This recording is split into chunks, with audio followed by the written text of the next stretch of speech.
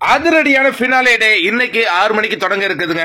இப்போ இன்னைக்கு பாத்தீங்கன்னா டாப் 5 அதோட 24/7 ஸ்ட்ரீம் எல்லாம் முடிச்சு வச்சார் பிக் பாஸ். அந்த உணர்வுபூர்வமான பேச்சுகள்லாம் நம்ம கேட்டோம். தொடர்ந்து 105 நாட்கள் நம்மளும் டிராவல் ஆயிருக்கோம் நண்பர்களே, பெரிய விஷயம்.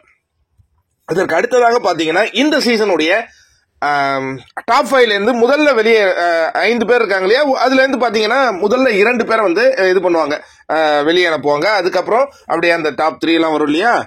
முதல்ல வெளியேறுவது விஷ்ணுவை ஃபர்ஸ்ட் பண்ணிடுறாங்க. அந்த மொமெண்ட் எப்படின்னு நம்ம பார்ப்போம். அதற்கு அடுத்ததாக தினேஷ்ங்க.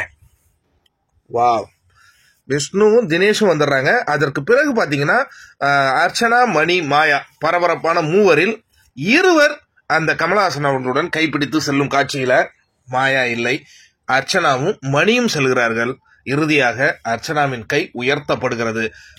அந்த மொமெண்ட் எப்படி இருக்கும்?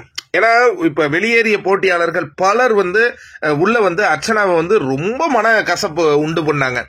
அவங்களுடைய கை உயரும் பொழுது இவங்களாம் எப்படி ரியாக்ட் பண்ண போறாங்க அப்படிங்கறத பார்ப்போம்.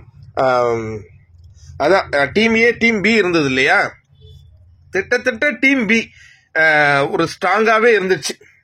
அதுல இருந்து பெருசா யாரும் எவிக்ட் ஆகல. அதுல இருந்து மக்களுடைய எண்ண ஓட்டம் அந்த டீம் ஏவை பிடிக்கல. ஏன்னா அதுக்கு அவங்க வைத்திருக்கிற பெயர் புள்ளி கேங். புள்ளி கேங் என்றுமே வெற்றி பெறாது அப்படிங்கிறது மீண்டும் ஒரு முறை மக்களால் நிரூபணமாயிருக்கிறது.